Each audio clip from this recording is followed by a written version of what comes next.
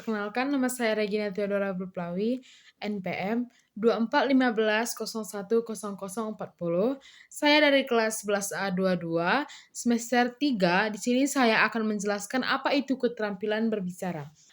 Baik teman-teman, di sini saya akan menjelaskan apa itu pengertian dari keterampilan berbicara. Keterampilan berbicara adalah kemampuan seseorang untuk mengungkapkan pikiran, perasaan, dan gagasan secara lisan dengan jelas, tepat, dan efektif agar dapat dipahami oleh orang lain. Keterampilan berbicara merupakan salah satu dari 4 keterampilan berbahasa, yaitu menyimak, berbicara, membaca, dan menulis. Tujuannya adalah agar seseorang dapat berkomunikasi secara efektif dan sopan dalam berbagai situasi, baik formal maupun non-formal.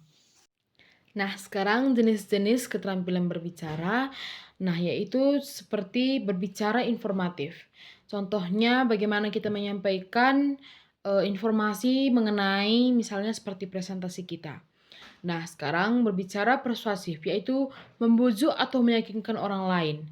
Dan ketiga, berbicara ekspresif.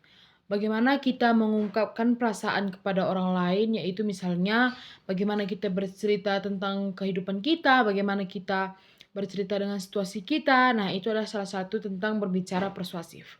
Nah, yang keempat adalah berbicara sosial, di mana percakapan sehari-hari atau diskusi ringan. Contohnya bagaimana kita dengan teman-teman kita yang di kampus, seperti teman-teman kita di kuliah, bagaimana kita berbicara dengan sehari-hari. Misalnya kita bertanya kepada teman kita misalnya, "Apakah ada tugas untuk pertemuan berikutnya?" Nah, itu adalah salah satu berbicara sosial. Contoh untuk melatih keterampilan berbicara itu seperti bercerita di depan kelas. Nah, seperti yang kita yang saya paparkan tadi, yaitu harus percaya diri. Nah, jikalau kita percaya diri, kita akan bisa bercerita di depan kelas tanpa harus merasa takut atau tidak berani. Kuncinya itu adalah dengan kepercayaan diri. Nah, yang kedua, berdiskusi kelompok. Nah, jika kita dibentuk dalam sebuah kelompok, kita akan berdiskusi dengan teman kita atau dengan kelompok kita agar kita dapat memaparkan hasil dari diskusi kita. Nah, sekarang tujuan keterampilan berbicara. Tujuan keterampilan berbicara itu seperti menyampaikan ide atau pendapat dengan jelas. 2, menjalin hubungan sosial yang baik dengan orang lain. 3, meyakinkan atau mempengaruhi pendengar. 4, memberi informasi atau penjelasan. Kelima, menghibur dan menyenangkan orang lain. Nah, adapun unsur-unsur keterampilan berbicara yaitu seperti penguasaan bahasa, yaitu penggunaan kosakata dan struktur kalimat dengan baik. Nah, yang kedua, lafal dan intonasi, pengucapan yang jelas, nada suara yang sesuai. Nah, contohnya itu seperti jikalau kita sedang berpidato, berpuisi, maka kita akan menggunakan pengucapan yang jelas dan nada suara yang sesuai dengan intonasi-intonasi yang kita pakaikan dalam sebuah pidato atau puisi. Nah, yang ketiga ada keberanian dan kepercayaan diri. Nah, jika kita sedang melakukan berpidato atau berpuisi, kita akan harus berani dan percaya diri agar mendapat hasil yang lebih maksimal.